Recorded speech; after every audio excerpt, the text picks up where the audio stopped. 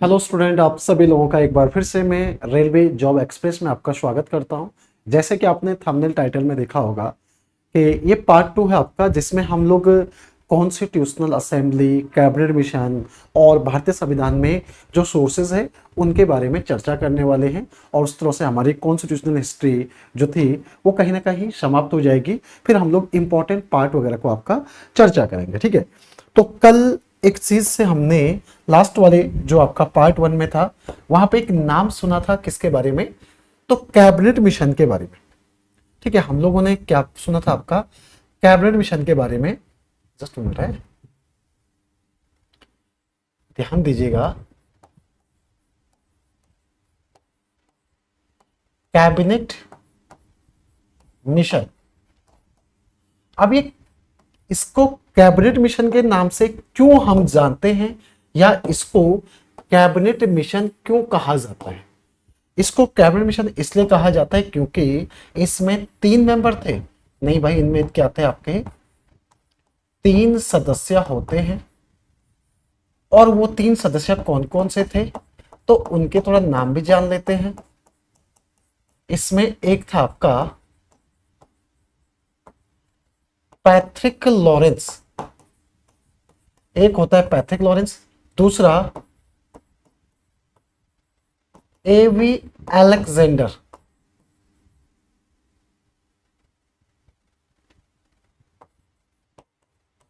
एवी Alexander, और तीसरा होता है आपका स्टोफर क्रिप्स, स्टोफर क्रिप्स, जो क्रिप्स प्रस्ताव में आया था, ठीक है। क्रिप्स मिशन आया था 1900, उसी में ये आपका 1942 में जो आया था उससे जुड़ा हुआ, ठीक है। तो 3 सदस्य होते हैं और ये 1946 में गठित की जाती है। कब? आपका फरवरी में। और किसके द्वारा? ब्रिटिश प्रधानमंत्री, ब्रिटिश उस समय पे जो आपके प्रधानमंत्री थे, ब्रिटिश प्रधानमंत्री, वो कौन था? तो क्लेमेंट एटली, एटली द्वारा, ठीक है ना, ब्रिटिश प्रधानमंत्री एटली द्वारा भारत भेजा जाता है। इसको कैबिनेट मिशन के नाम से क्यों जानते हैं? क्योंकि ये तीनों के तीनों उस समय पे क्या थे बच्चा आपका? तीनों कैबिनेट मंत्री थे, कैबिनेट मंत्री थे ये आपके, जो ये तीनों के तीनों एटली सरकार में, जो 1945 में जनरल इलेक्शन होते हैं, लेबर पार्टी की सरकार वहां पे विन होती है, उसमें ये तीनों के तीनों क्या थे? आपके कैबिनेट मंत्री थे। इस वजह से इसको कैबिनेट मिशन कहा गया था, ठीक है। कैबिनेट मिशन भारत कब पहुंचा था? तो ये भारत पहुंचता है मार्च 1946 में। गठित होता है आपका फरवरी के ना, तो मार्च 1946 में, सॉरी आपका 46 ना, 46 में भारत आया। जब ये भारत आता है तो सबसे पहले तो देखिएगा इसमें कुछ मुख्य बिंदु क्या है। तो पॉइंट 1 तो ये कहा जाता है कि ये विभाजन को रोकने का अंतिम प्रयास था, विभाजन को रोकने का अंतिम प्रयास, विभाजन को रोकने का अंतिम प्रयास क्या है आपका? तो कैबिनेट मिशन है। कैबिनेट मिशन ने संभवतः कोशिश करी कि भारत के अंदर जितने भी आपके जो दल हैं, जो भी उस समय पे प्रशासनिक व्यवस्था है, उनके साथ बैठक करी, लेकिन ये क्या होता है, हर बार असफल रहता है, यानी कि पार्टीशन नहीं रुकता है। ये कहानी यहां हो गई, ठीक। उसके बाद सर हमें इसके बाद क्या जानना है? तो बहुत कुछ अभी बाकी है भाई। इसी कैबिनेट मिशन के आधार पर जब कहा गया कि उस समय पे स्वतंत्रता आंदोलन पीक पे था, तो कैबिनेट मिशन के मेंबरों ने एक रिपोर्ट जारी करी। उसको क्या कहा जाता है आपका? तो इसके बाद क्या आती है आपकी? Cabinet mission report. क्या होती है आपका? कैबिनेट मिशन रिपोर्ट कहें या योजना, कैबिनेट मिशन योजना आती है। और ये योजना कब आई आपकी? 1946 में, ठीक। इस योजना के आधार पर ही, इस कैबिनेट मिशन योजना के आधार पर ही क्या किया जाता है आपका? भारत में संविधान सभा का गठन किया जाता है। संविधान सभा का गठन किया जाता है और ये कब किया जाता है आपका 1946 में ही संविधान सभा। अब ये कॉन्स्टिट्यूशनल जो असेंबली आपकी बनी वो कैबिनेट मिशन योजना के आधार पर ही बनी, ठीक है। और इस कैबिनेट मिशन योजना में देखिए यानी कि भारतीय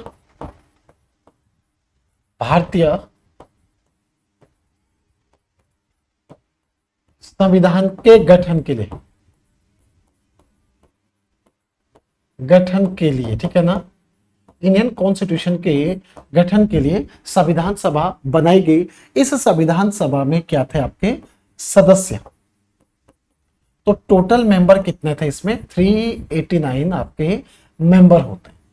अब वो 389 मेंबर आपके कहां से आए थे तो वो भी देख लेते भाई। आपका इसमें 3 जो आपके 89 मेंबर है उसमें 3 देखिएगा 292 तो कहां से आते हैं, ये आते हैं आपके ब्रिटिश प्रांत से, ब्रिटिश प्रांतों से ये मेंबर आते हैं। और 93 मेंबर आते आपके देसी रियासतों से, देसी रियासतों से कितने आए थे 93 मेंबर आए थे। और ध्यान दीजिएगा 4 सदस्य कहां से आते हैं आपके, तो ये चीफ कमिश्नरी क्षेत्र से, चीफ कमिश्नरी क्षेत्र से आते हैं। 4 मेंबर कहां से आते हैं आपके चीफ कमिश्नरी क्षेत्र से आते हैं, ठीक है। टोटल कितने देखिए कैबिनेट मिशन के आधार पर ही आपने क्या किया संविधान सभा का गठन किया। और इस संविधान सभा में 293 तो 292 आपका ब्रिटिश प्रांत से, जहां पर क्या था डायरेक्ट अंग्रेज शासन था भाई, देसी जो राजाओं से थे। 93 मेंबर आपका देसी रियासतों से आए और 4 आपके कहां से आगे चीफ कमिश्नरी क्षेत्र से। पूछा जाता है कि इसमें महिला सदस्य कितने थे, तो महिला जो सदस्य थे, सदस्यों की संख्या, महिला सदस्यों की संख्या, तो ये नोट करके लिखेंगे हम लोग इसमें हाँ महिला सदस्यों की संख्या इसमें कितनी थी 15 थी। 389 में 15 आपकी क्या थी महिला सदस्यों की संख्या थी। ये कहानी अलग है, ये वाली कहानी अलग है। और इन 389 में टोटल क्या है 15 महिला सदस्य थी। अब देखिएगा इसी संविधान सभा ने जो पहली बैठक होती है ये होती है आपके, थोड़ा संविधान सभा के बारे में बता देता हूं आप लोगों को। ये जो कॉन्स्टिट्यूशनल असेंबली है संविधान सभा, ठीक है ना, तो संविधान सभा की कई बैठकें होती है। इनमें कुछ महत्वपूर्ण चीजें जो हम लोग को याद रखना है। दिसंबर 1946 में, ठीक है ना, दिसंबर 1946 में सबसे पहले तो आपके जो प्रथम बैठक होती है उसमें अस्थायी अध्यक्ष, जो अस्थायी अध्यक्ष चुने गए थे वो कौन थे सच्चिदानंद सिन्हा।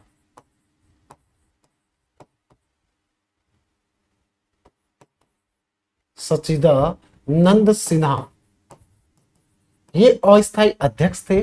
और जो स्थायी बनते हैं, स्थायी अध्यक्ष कौन थे, तो डॉक्टर राजेंद्र प्रसाद। डॉक्टर राजेंद्र प्रसाद आपके क्या थे, और जो स्थायी अध्यक्ष बनाए जाते हैं वो डॉक्टर राजेंद्र प्रसाद को बनाया गया था, ठीक है, ये भी हो गया। उसके अलावा एक और नोट करके लिखना, जो संवैधानिक सलाहकार थे, कॉन्स्टिट्यूशनल एडवाइजर, संवैधानिक सलाहकार, कॉन्स्टिट्यूशनल एडवाइजर कौन थे, तो कॉन्स्टिट्यूशनल एडवाइजर के तौर पे थे वेनिगल नरसिंह राव, VN राव, इन्हें क्या कहते हैं वेनिगल नरसिंह राव आपके क्या थे, जो कि संवैधानिक सलाहकार के तौर पे थे इस संविधान सभा में, ठीक है। अब संविधान सभा ने संविधान को गठित करने के लिए, संविधान सभा जो थी देखिए कई दौर की बैठक होती है, समझो इसमें कई सारी समितियां बनती है। इसी संविधान सभा ने क्या होता है आपका संविधान बनाने के लिए, देखिएगा संविधान बनने में, संविधान बनने में कितना आपका 2 वर्ष, 2 वर्ष 11 माह 18 दिन का समय लगता है। भारतीय संविधान को बनने में कितना समय लगता है? 2 वर्ष 11 माह 18 दिन का समय लगता है। और ये जो आपका दिसंबर में प्रक्रिया शुरू हुई थी, संविधान सभा ने जिसको बनाया था, वो आपका पारित कब होता है? तो ये पारित हुआ था, यानी कि पास कब हुआ? तो ये हो गया 26 नवंबर को, 26 नवंबर 1949 में, 1949 में, ठीक है ना। लेकिन इसको लागू कब किया गया? तो लागू किया गया था आपका 26 जनवरी को, 26 जनवरी 1950 को। 26 जनवरी 1950 में क्या हो जाता है? भारतीय संविधान लागू हो जाता है, ठीक है। पारित आपने इस दिन किया और लागू आपने इस दिन किया। इसके पीछे वजह क्या थी उस पर भी बात करेंगे, ठीक है। अब जो ये आपका 2 वर्ष 11 माह है ना, इस दौरान 13 समितियों का गठन किया गया, 13 समितियां बनी, 13 समितियां बनी थी। उन 13 समितियों में से एक प्रमुख समिति थी आपकी प्रारूप समिति। प्रारूप या इसी को क्या कहते हैं? ड्राफ्टिंग कमेटी, ड्राफ्टिंग या मसविदा, मसविदा समिति कहते हैं। और जिसके अध्यक्ष कौन थे? तो इसके अध्यक्ष थे डॉक्टर भीमराव अंबेडकर। और इसमें सदस्य कितने थे? 7 मेंबर थे। भारतीय संविधान का जो स्ट्रक्चर है ना, वो इसी संविधान के द्वारा तैयार किया गया था। और हमारा संविधान अंग्रेजी भाषा में लिखा गया था, जिसको बाद में ट्रांसलेट किया गया, ठीक है। उसे हिंदी भाषा में आपका ट्रांसलेट किया गया है, तो याद रखिए। अब यहां से देखिएगा, 26 नवंबर को प्रत्येक वर्ष क्या मनाया जाता है? संविधान दिवस। संविधान दिवस मनाते हैं हम लोग 26 नवंबर को। लेकिन कब से? 2015 से, 2015 से 26 नवंबर को किस रूप में मनाते हैं, ठीक है। अब यहाँ पे ये सवाल है कि जब 26 नवंबर को बन गया था, तो इसी दिन आपने लागू क्यों नहीं किया? उस पर भी थोड़ा बात कर लेते हैं कि उसी दिन इसको इंप्लीमेंट क्यों नहीं किया गया। इसको सिर्फ पास करने के बाद लागू करने के लिए आपने इंतजार क्यों किया? लगभग 1 महीने के आसपास, 1 महीना क्यों, 2 महीने के बाद इसको क्यों लागू किया गया? उसके पीछे भी वजह देखते हैं। तो मैं थोड़ा सा आपको बता देता हूं कि आपको क्या याद रखना है। भारतीय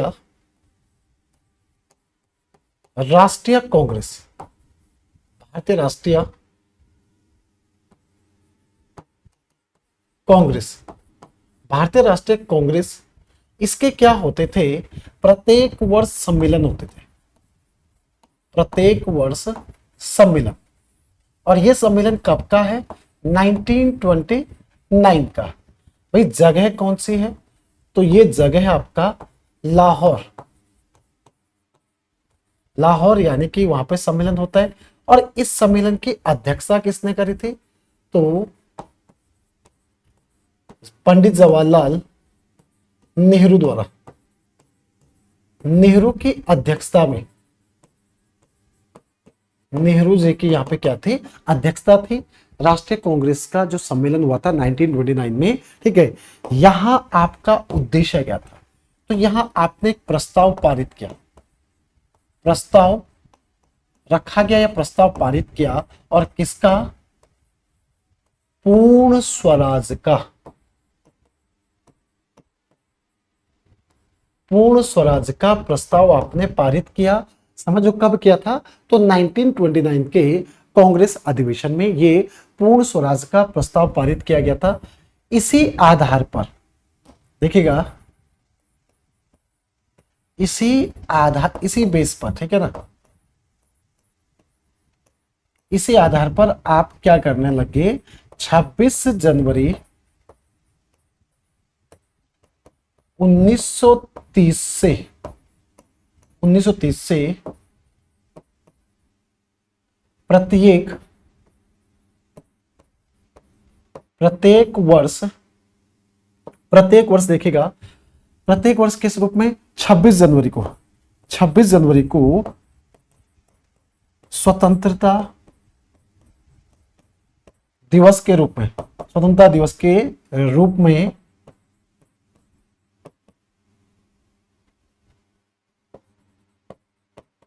मनाने लगे। ठीक है, यानी कि भारतीयों के जहन में ये 26 जनवरी क्या था आपका, अंग्रेजी शासन के खिलाफ, यानी हम स्वतंत्र हैं, इसको हम सेलिब्रेट करते थे। 31 में भी किया, 32 में भी किया, 33 में भी किया, इसी तरह से आप 47 में, अब 47 में आप आजाद हो गए 15 अगस्त को, तो 15 अगस्त को आपने स्वतंत्रता दिवस मना दिया। अब ये 26 जनवरी कहाँ जाएगी भाई, 26 जनवरी का जो सम्मान था भारतीयों के जहन में, तो उसी सम्मान को ध्यान में रखते हुए हमारे संविधान को, समझो आपका संविधान यहां लागू किया गया। 26 जनवरी को ही ये 1950 में क्या किया गया आपका, लागू किया गया। इसी आधार पर, इसी वजह से आपने 26 नवंबर को नहीं किया, क्योंकि वो डेट भारतीयों के जहन में सम्मानित थी। उसको सम्मानित करने के लिए, या आगे तो हम लोग क्या करते हैं इस दिन रिपब्लिक डे के रूप में, समझो आपका दो अलग अलग है ना, अच्छा इंडिपेंडेंस डे के रूप में आपका मनाते हैं, गणतंत्र दिवस के रूप में मनाते हैं। इसको हम किस रूप में मनाते हैं, अब मनाते हैं आपका गणतंत्र दिवस के रूप में। अब इसको गणतंत्र दिवस के रूप में मनाया जाता है। आगे समझ में आए, समझ में ना। अब इसको वर्तमान समय पे गणतंत्र दिवस के रूप में मनाया जाता है। चलिएगा, तो यहां तक आप लोगों को समझ में आ गया। अब बढ़ते हैं हम लोग आगे। सर इसके बाद क्या क्या कहानियां हैं, ठीक है, तो देखते भाई आपका इसके बाद क्या कहानी है।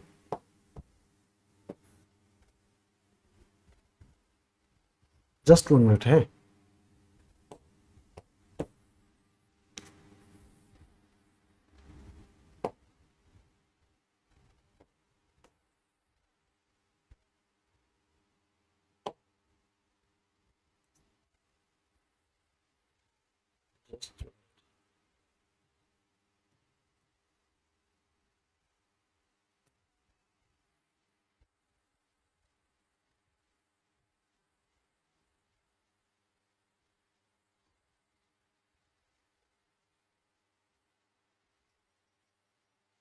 ये कैसे हो गया,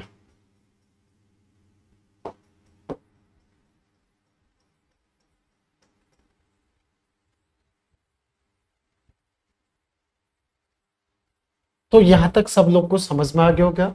यदि कहीं पे किसी को कोई डाउट होता है तो कमेंट्स बॉक्स में लिख के भेज दीजिएगा कि सर हमें कहीं पे डाउट है, तो कमेंट्स बॉक्स में जरूर लिख के भेज दीजिएगा, ठीक है।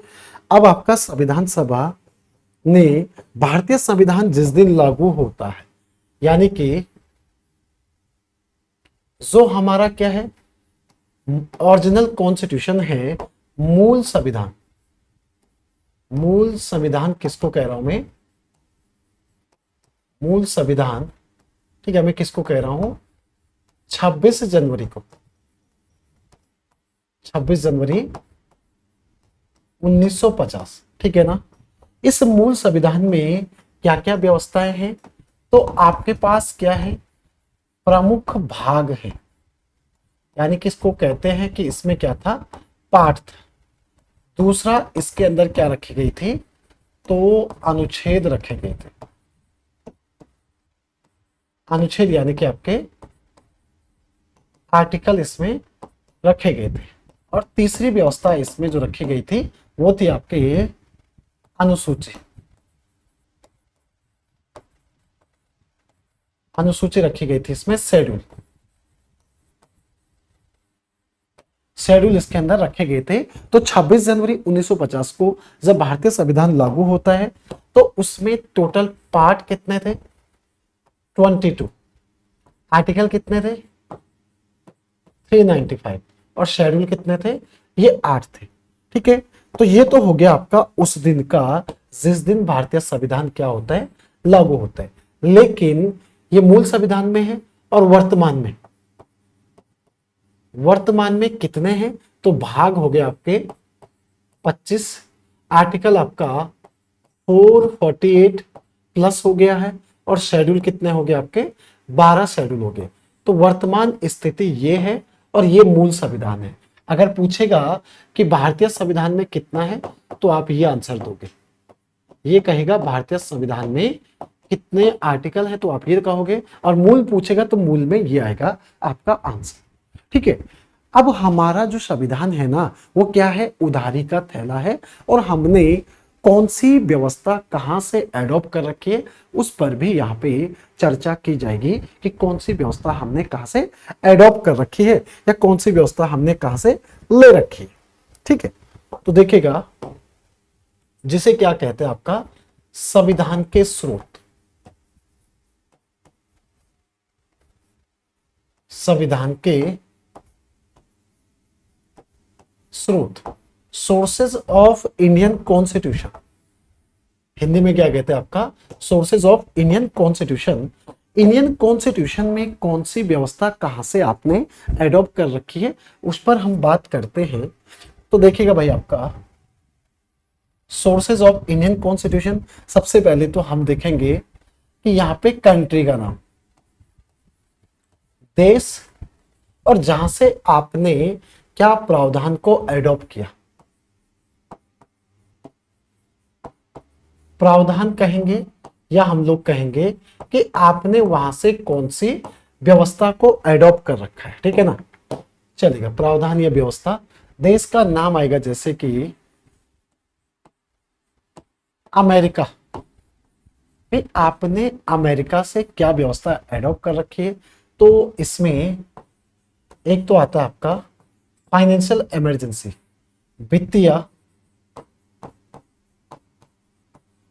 वित्तीय आपातकाल। ठीक है, उसके बाद यहां से मूल अधिकार,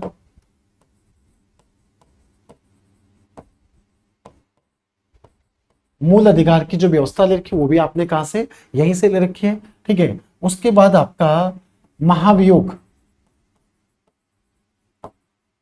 महाभियोग यानी कि भारत के राष्ट्रपति को उनसे पद के हटाने की जो प्रक्रिया है, इंपीचमेंट उसे कहते हैं। फाइनेंशियल इमरजेंसी, फंडामेंटल राइट और इंपीचमेंट, ये यहां से आपने एडॉप्ट कर रखा है। उसके अलावा देखिएगा क्या होता है, महाभियोग की प्रक्रिया हो गई। ध्यान दीजिएगा इसमें जैसे आर्टिकल 137 है तो उसमें क्या दिया गया आपका जुडिशियल रिव्यू कहते हैं, न्यायिक पुनरावलोकन कहते हैं, वो व्यवस्था हमने अमेरिका से ही एडॉप्ट कर की। तो 3 व्यवस्थाएं आपकी कहां से हो गई, अमेरिका से। उसके अलावा अगर दूसरी की अगर बात करूंगी तो रशिया से, रशिया से आपने क्या व्यवस्था, तो यहां से मूल कर्तव्य, मूल कर्तव्य और पंचवर्षीय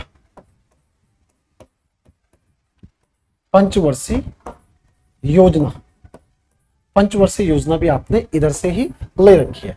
ठीक है ना, उसके अलावा देखिएगा अगर ब्रिटेन की बात करें तो ब्रिटेन से आपने सिंगल सिटीजनशिप, एकल नागरिकता, एकल नागरिकता, और दूसरा क्या ले रखा भाई आपने, संसदीय व्यवस्था,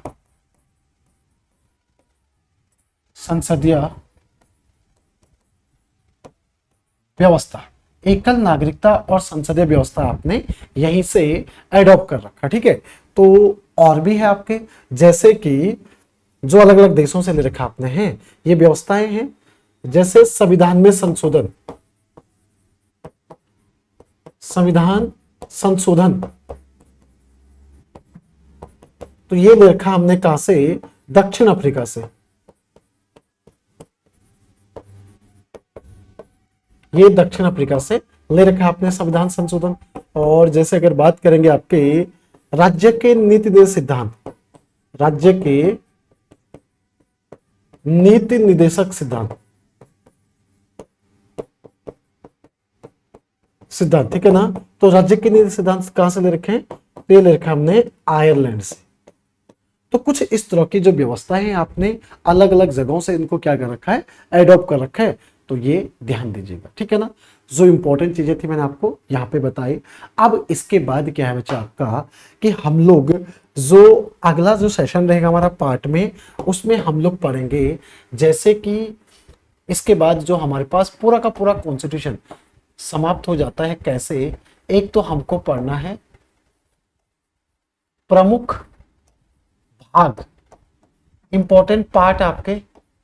उसके बाद हम लोग को पढ़ना है इसी के अंदर प्रमुख अनुच्छेद। फिर पढ़ना हम लोग को प्रमुख अनुसूची, ठीक है ना। फिर पढ़ना बचा हम लोग को संविधान संशोधन, और उसके बाद पढ़ना हमें शब्दावली, शब्दावली, ठीक है ना, यानी कि संसदीय शब्दावली, ठीक है ना, संसदीय शब्दावली। ये सारी चीजें भी हम लोग को अब जो आगे जाके पढ़ना है, तो ये हम लोग पढ़ेंगे आपके अगले सेशन में। और मैं आप लोगों को यहाँ से एक छोटा सा होमवर्क दूंगा, जिसका आंसर आप लोग कमेंट्स बॉक्स में लिख के भेजेंगे। आज के लिए आपके पास एक होमवर्क के तौर पर आता है, जो कि आप लोग को कमेंट्स बॉक्स में लिख के भेजना, ठीक है। होमवर्क क्या है सर हमारे लिए? होमवर्क है कि इंडियन कॉन्स्टिट्यूशन में एक व्यवस्था है आपकी, कानून के समक्ष, कानून के समक्ष समानता, इक्वलिटी बिफोर लॉ।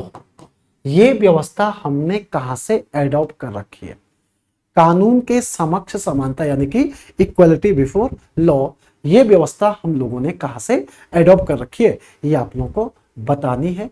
ध्यान रखिएगा, ठीक है ना। जो कहां पे दिया गया आपका, तो ये कहां पे है? इंडियन कॉन्स्टिट्यूशन के आर्टिकल 14 यानी कि 14 में दिया गया। जब हम फंडामेंटल राइट पढ़ेंगे तो उसमें इसको पढ़ेंगे पार्ट 3 के अंदर। तो इसके बारे में जैसे मैंने स्रोत बताया ना, तो सोर्सेज में आपका अगर ये आएगा कानून के समक्ष समानता। दूसरा, जब हम अनुसूचियों में जाएंगे तो वहां पे पढ़ेंगे कि आपका समवर्ती व्यवस्था। ये समवर्ती व्यवस्था हमने कहां से एडॉप्ट कर रखी है? इंडियन कॉन्स्टिट्यूशन में समवर्ती व्यवस्था की बात कर रहा हूं मैं, जिसे क्या कहते हैं आपका कॉन्करेंट लिस्ट। तो ये हमने कहां से अडॉप्ट कर रखा है, ये आपको कमेंट्स बॉक्स में लिख के भेजना है, ठीक है।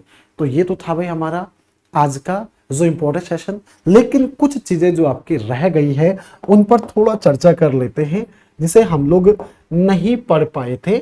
जैसे कि आगे भी आना है प्रमुख समितियां, तो उसी में एक आती है आपकी लोक लेखा समिति। लोक लेखा समिति, इसको शॉर्ट में कह दें PAC, पब्लिक अकाउंट कमेटी। अब ये पब्लिक अकाउंट कमेटी होती क्या है और ऐसा क्या काम करती है सर, जो हम इसको यहां पढ़ने वाले हैं? तो भाई पूरा कॉन्स्टिट्यूशन इतिहास पढ़ लिया, इसको नहीं पढ़ा। ये 1921 में बनी थी। एक क्या है आपका संसदीय समिति है, और जो भारतीय संविधान में सबसे पुरानी है, सबसे पुरानी समिति है, ठीक है ना। सबसे पुरानी समिति जो कि भारत शासन अधिनियम, भारत शासन अधिनियम 1919 के तहत बनी, जिसे माउंट टैग्यू चैम्सफोर्ड रिफॉर्म के नाम से भी जानते हैं। इसको माउंट टैग्यू चैम्सफोर्ड रिफॉर्म के नाम से भी जाना जाता है, ठीक है ना। अब देखेगा इसमें सदस्य कितने होते हैं? इसमें सदस्य होते हैं आपके 22, ठीक है। और वो 22 सदस्य कैसे आते हैं? तो एक देखेगा इसमें आपके लोकसभा से, भाई लोकसभा से तो आएंगे 15 सदस्य, और आपके राज्यसभा से कितना आएंगे? तो राज्यसभा से आएंगे 7 मेंबर। तो टोटल कितने हो जाते हैं आपके?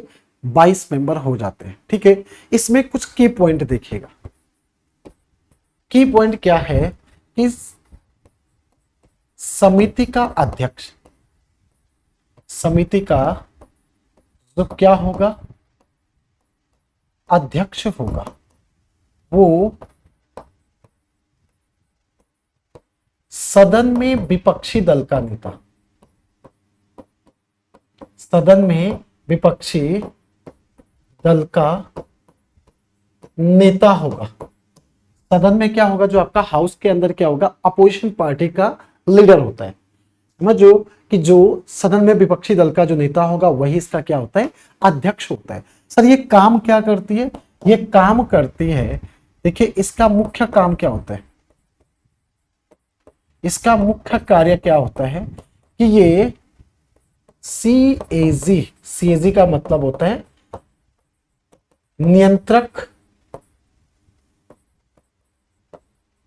एवं महालेखा, नियंत्रक एवं महालेखा परीक्षक, नियंत्रक एवं महालेखा परीक्षक की रिपोर्ट, रिपोर्ट का ऑडिट करती है, यानी कि उस पर क्या देती है, अपना प्रतिवेदन देती है। अब सर ये सीएजी क्या है, सीएजी क्या काम करता है, तो उस पर भी देखेंगे। और सीएजी ने ऐसी कौन सी रिपोर्ट थी कि जिसको लोक लेखा समिति क्या कर रही है, ऑडिट कर रही है। तो मैंने कहा ना कॉन्स्टिट्यूशन एक दूसरे से जुड़ा हुआ चीजें हैं। तो अब चलते भाई यहाँ पे कैग का काम देख लेते हैं। कैग का काम देखने से पहले आपको जानना होगा एक क्या होता है, आपका बजट होता है, बजट, ठीक है, बजट होता है जिसे क्या कहेंगे। अब बजट जैसे शब्द का प्रयोग तो भारतीय संविधान में है नहीं, लेकिन मैं बजट किसको कह रहा हूं कि देखिएगा, भारत सरकार, भारत सरकार का वार्षिक वित्तीय लेखा जोखा, वार्षिक वित्तीय लेखा जोखा, इंग्लिश में कहेंगे तो गवर्नमेंट ऑफ इंडिया का एनुअल जो financial statement, government of India का ये क्या है, एनुअल फाइनेंशियल आपका स्टेटमेंट है, तो उसको हम बजट कह रहे हैं। ठीक है, अब इसकी शुरुआत भारत में हुई कैसे, तो भारत में देखिएगा जो इतिहास की अगर तरफ जाएंगे हम लोग, इतिहास किसका, बजट का, यानी जो बजट का इतिहास है तो ये क्या है, 1860 में किसने शुरू करा था, तो ये व्यक्ति था जेम्स विल्सन, जेम्स विल्सन, जिसने भारत में बजट की प्रथा शुरू करी। और उस समय पे गवर्नर जनरल या वॉइस रॉय कौन था आपका, लॉर्ड कैनिंग, लॉर्ड कैनिंग वो गवर्नर जनरल था, जिसके समय पे क्या होता है, भारत में बजट व्यवस्था की शुरुआत होती है। ठीक है, अब बजट व्यवस्था की जो शुरुआत होती है, तो अब आपका बजट पेश कब किया जाता है, तो आप जानते हैं कि प्रत्येक वर्ष ये कब किया जाता है, आपका फरवरी मंथ में, फरवरी माह के प्रथम कार्य दिवस पर, प्रथम कार्य दिवस पर किया जाता है। यानी कि जो आपका फरवरी मंथ के प्रथम कार्य दिवस पर, कब से, 2017 से, क्योंकि इससे पहले क्या था, ये फरवरी मंथ के लास्ट आपका वर्किंग डे पे था। अभी क्या है कि आपका बजट कब पेश किया जाएगा, तो फर्स्ट वर्किंग डे, प्रथम कार्य दिवस जो कि किसका होगा, फरवरी महीने का, और 2017 से पहले लास्ट आपका वर्किंग डे फेब मंथ, ठीक है, पेश किया जाता था। अब बजट जो है कि क्यों मैं यहाँ पे कह रहा हूं कि ये प्रथा भारत में किसने शुरुआत करी थी, तो जेम्स विल्सन, जो कि भाई उस समय पे वित्त मंत्री था आपका, किसका, कैनिंग के का टाइम पे, ठीक है, उसने पेश करा। और इसको पेश कौन करता है, आपके एफएम करते हैं, जो वित्त मंत्री, जो आपके वित्त मंत्री हैं वो पेश करते हैं। भाई समझ, वार्षिक बजट कौन पेश करता है, वित्त मंत्री करता है। अब एग्जाम्पल के लिए, मैं सिर्फ एग्जाम्पल के लिए रख रहा हूं कि इस बार 2024 में आपने कहा कि हम एजुकेशन में, शिक्षा में, डिजिटल शिक्षा को बढ़ावा देने के लिए 1,000 करोड़ रुपए क्या करते हैं, जारी करते हैं डिजिटल भारत योजना के तहत शिक्षा को जोड़ने के लिए। यानी कि स्कूलों में इंटरनेट की व्यवस्था बेहतर हो, पैनल लगे, मतलब बहुत सारी चीजें, आपका बच्चों के पास टैबलेट हो, ठीक है। तो जाके हम डिजिटल एजुकेशन को बढ़ावा देना चाहते हैं। 1,000 करोड़ रुपए आपने जारी कर दिए बजट में, आपके वित्त मंत्री ने ऐसा कहा, ठीक है। अब वो पैसा कहां कहां खर्च हुआ उसका ऑडिट कौन करेगा? ये 1,000 करोड़ रुपए का ऑडिट कौन करेगा भाई? इसका ऑडिट करेगा आपका सीएजी। सीएजी अपनी रिपोर्ट किसको सौंपता है? तो ये अपनी रिपोर्ट सौंपते हैं आपके प्रेसिडेंट ऑफ इंडिया। ये भारत के राष्ट्रपति को अपनी रिपोर्ट सौंपते हैं और राष्ट्रपति की इस रिपोर्ट को, ये रिपोर्ट किसको देते हैं भाई? आपका राष्ट्रपति को रिपोर्ट सौंप दी कैग ने। कैग आपका कॉन्स्टिट्यूशनल बॉडी है, नियंत्रक एवं महालेखा परीक्षक, ठीक है। ये अपनी रिपोर्ट राष्ट्रपति को देते हैं। राष्ट्रपति आपका बोथ हाउस को इंट्रोड्यूस कर दिया इस संबंध में, और उसके बाद काम आता है किसका? इसका। उसके बाद काम करती है ये कि जो वो 1,000 करोड़ रुपए कहां खर्च हुए, किसने भेजा था? सीएजी ने अपनी रिपोर्ट दी थी। उस 1,000 करोड़ रुपए के ऑडिट का भी ऑडिट किया जाता है। जो कैग ने रिपोर्ट सबमिट करी थी उसका ऑडिट कौन करती है? पीएससी करती है। और पीएससी पर आप क्यों भरोसा करोगे? क्योंकि इसके अध्यक्ष कौन है? सदन में विपक्षी दल का नेता इसका क्या होता है? अध्यक्ष होता है। इसलिए आपको क्या करना पड़ेगा? भरोसा करना पड़ेगा इस पे। आगे समझ में? तो हम लोगों ने भाई हर एक चीज को जाना, समझा, परखा। यहाँ पे देखिएगा, कहीं पर भी आपको कोई चीजें समझ में नहीं आएगी तो जरूर कमेंट्स बॉक्स में लिख के भेजिएगा, और मैं कोशिश करूंगा कि इससे जुड़े हुए सवाल भी आप लोगों को समय समय पे करवाता रहूं, जिससे कि आपका कॉन्स्टिट्यूशन बहुत बेहतर तरीके से तैयार हो जाए, ठीक है ना। तो प्रीवियस ईयर पे किस तरह के सवाल हमारे इन टॉपिकों से बने हैं, तो उसका सेशन हम लोग कल रखेंगे। कल यानी कि आपका सवालों से जुड़ा हुआ पहला लेक्चर होगा, ठीक है। यानी कि इसके बाद जो आपका पार्ट 3 में आएगा तो उसमें एमसीक्यूज रहेंगे अब तक के लेक्चरों से जुड़े हुए।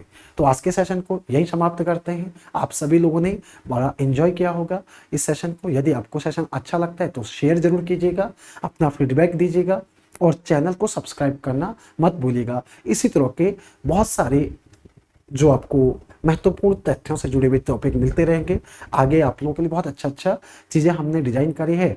आप अपना सहयोग दीजिएगा, अपने दोस्तों के साथ सेशन को शेयर कीजिएगा, जिससे कि हमें भी एक मोटिवेशन मिलेगा। और वीडियो को लाइक और चैनल को सब्सक्राइब करना मत भूलिएगा। जय हिंद, जय भारत।